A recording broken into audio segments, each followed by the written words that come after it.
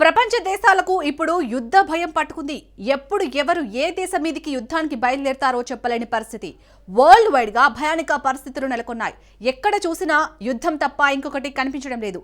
ఒక దేశం మరో దేశం మీదకు దాడులకు తెగబడటం, ప్రతి దాడులను తిప్పికొట్టడం, మధ్యలో ఎవరైనా కలగజేసుకుంటే వాళ్ళ మీదకు యుద్ధానికి వెళ్లడం లాంటివి చూస్తున్నాం. భారత్ పాకిస్తాన్ మధ్య ఉద్రిక్తతలు తగ్గినా రష్యా యుక్రెయిన్, ఇరాన్ ఇజ్రాయెల్ పాలస్తీనా నడుమ భీకరంగా దాడులు జరుగుతున్నాయి. ఇప్పటికే ఉన్న దేశాల మధ్య ఘర్షణ వాతావరణం చాలదంటూ ఇప్పుడు చైనా జపాన్ మధ్య యుద్ధ మేఘాలు కమ్ముకుంటున్నాయి.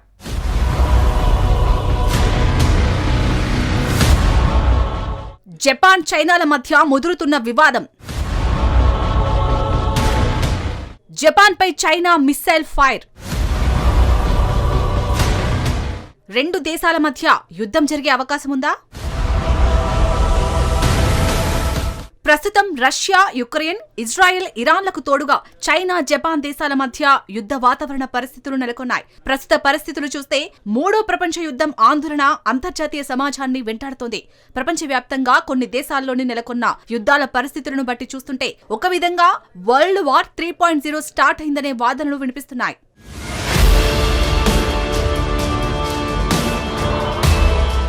చైనా జపాన్ మధ్య శతాబ్దాలుగా చారిత్రక సంబంధాలు కొనసాగుతున్నాయి. అయితే రెండవ ప్రపంచ యుద్ధం కాలం నాటి చారిత్రక సంఘటనలు, వివాదాస్పద యుద్ధ నేరాల జ్ఞాపకాలు ఇప్పటికీ ఇరు దేశాల మధ్య అపనమ్మకానికి కారణమవుతున్నాయి. జపాన్ చైనా సంబంధాలు ఆర్థికంగా బలంగా ఉన్నప్పటికీ రాజకీయంగా, సైనికంగా తీవ్ర ఒత్తిడిని ఎదుర్కొంటున్నాయి.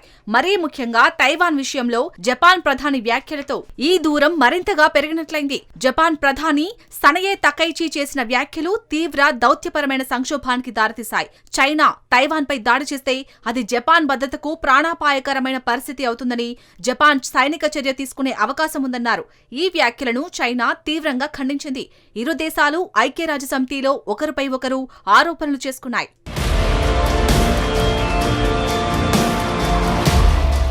టోక్యో, బీజింగ్ మధ్య ఉద్రిక్తతలు పెరుగుతున్న నేపథ్యంలో రష్యా, చైనాలు జపాన్ సముద్రం నుండి తూర్పు చైనా సముద్రం వైపు అణ్వాస్త్ర సామర్థ్యం గల బాంబర్లు జపాన్ దాటి ఎగిరాయి. ప్రతిస్పందనగా జపాన్, దక్షిణ కొరియాలు రష్యన్, చైనా వైమానిక దళాలను తమ జెట్లను తిప్పికొట్టాయి. రెండు రష్యన్ TU-95 అణు సామర్థ్యం గల వ్యూహాత్మక బాంబర్లు, రెండు చైనీస్ H-6 బాంబర్లు జపాన్లోని ఒకినావా, మియాకో దీవుల మధ్య ఎగిరాయి. జపాన్ రక్షణ మంత్రి షింజిరో కోయిజుమి ఈ ఉమ్మడి కార్యకలాపాలను దేశానికి వ్యతిరేకంగా బల ప్రదర్శనగా అభివర్ణించారు. ఇది జాతీయ భద్రతకు తీవ్రమైన ఆందోళనలను కలిగిస్తుందని అన్నారు. దక్షిణ కొరియా సైన్యం కూడా 7 రష్యన్ విమానాలు, 2 చైనా విమానాలు తమ వైమానిక రక్షణ జోన్లోకి ప్రవేశించాయి. జపాన్ సమీపంలో ఉమ్మడి విమానాలు 8 గంటల పాటు కొనసాగిందని రష్యన్ మీడియా నివేదించింది. జపాన్ సైనిక విమానాలపై రాడార్లను లక్ష్యంగా చేసుకున్నందుకు చైనాను అమెరికా మొదటిసారి విమర్శించింది. చైనా చర్యలు ప్రాంతీయ శాంతి, స్థిరత్వానికి అనుకూలంగా లేవని రాడార్ సంఘటనను ప్రస్తావిస్తూ అమెరికా విదేశాంగ శాఖ ప్రతినిధి విమర్శించారు. అమెరికా జపాన్ కూటమి గతంలో కంటే బలంగా ఐక్యంగా ఉంది. అయితే అంతర్జాతీయ చట్టాన్ని పరిగణలోకి తీసుకుంటూ శిక్షణ, వ్యాయామ కార్యకలాపాలు సంయమనంతో సురక్షితంగా నిర్వహించబడ్డాయని చైనా తెలిపింది. అంతర్జాతీయ సమాజం తప్పు నుండి తప్పును గుర్తించగలదని, జపాన్ వైపు నుండి మోసపోకూడదని మేం ఆశిస్తున్నాం. ముఖ్యంగా జపాన్ మిత్ర దేశాలు తమ అప్రమత్తతను పెంచుకోవాలని చైనా విదేశాంగ శాఖ హెచ్చరించింది. చైనా తైవాన్పై దాడి చేస్తే టోక్యో ఎలా స్పందిస్తుందో అనే ఊహాజనిత వ్యాఖ్యలు చేసిన తర్వాత జపాన్ ప్రధానమంత్రి సనే తకైచి గత నెలలో వివాదానికి దారితీసింది.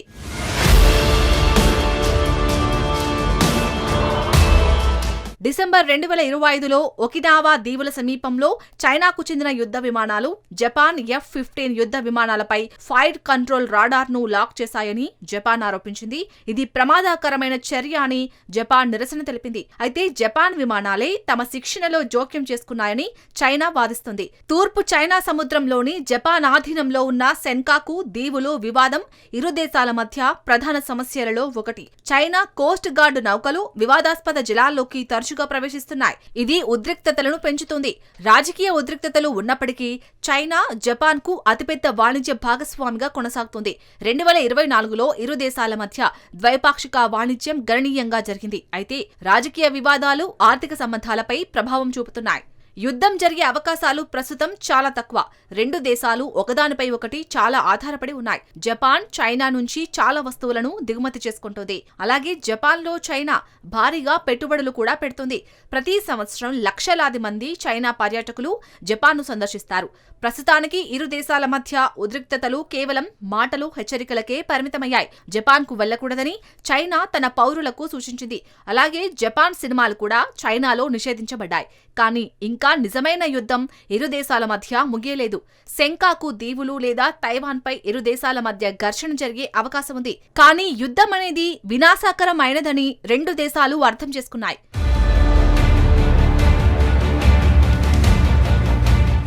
ఇప్పటికే రెండు ప్రపంచ యుద్ధాలు జరిగాయి.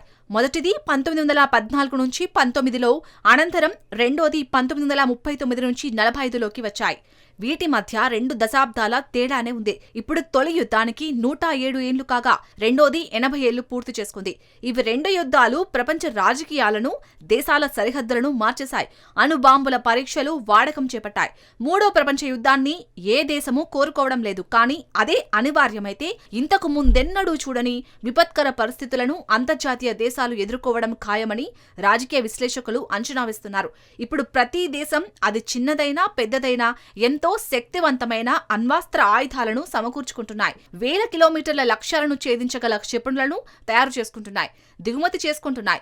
ఇప్పటికే చాలా దేశాల వద్ద అణ్వాస్త్ర ఆయుధాలు ఉన్నాయి. పొరపాటున ఏ ఒక్క దేశంలో ఏదైనా తప్పు జరిగినా అంతర్జాతీయంగా విధ్వంసకర పరిస్థితులకు దారితీయొచ్చు. అభివృద్ధి చెందిన దేశాలు ఆయుధాల తయారీకి విపరీతమైన ప్రాధాన్యతను ఇస్తూ టెక్నాలజీని రూపొందిస్తూ అంతర్జాతీయంగా అమ్ముకునే స్థితికి చేరాయి. ఇప్పటికే అణువార్, బయోవార్, సైబర్ వార్ దాటిపోగా స్పేస్ వార్ స్థాయికి కొన్ని దేశాలు ఎదిగాయి. నేటి సాంకేతిక కాలంలో విప్లవాత్మక మార్పులతో ప్రపంచం ఒక కుగ్రామంగా మారింది. అధునాతన యుద్ధ రంగంగానూ తయారైంది. దేశాల మధ్య యుద్ధ నీతులు, యుద్ధ రీతులు మార్పు చెందాయి. ప్రపంచంలోని అభివృద్ధి చెందిన దేశాలు ప్రపంచవ్యాప్తంగా తమ ఆధిపత్యాన్ని చాటుకునేందుకు విమాన వాహక నౌకలు, అణుజలంతర్గాములు, అధునాతన వాయు నిరోధక రక్షణ వ్యవస్థలను కలిగి ఉన్నాయి. ఐరాస భద్రతా మండలిలో శాశ్వత సభ్య దేశాలైన America, Russia, France, Britain, China వంటి దేశాలే అంతర్జాతీయంగా ఆయుధ వ్యాపారంలో పోటీ పడుతున్న పరిస్థితులు నెలకొన్నాయి. మొత్తంగా ఆధునిక ప్రపంచం ఒక యుద్ధ రంగంగా మారిపోయిందనడంలో ఎలాంటి సందేహం లేదు.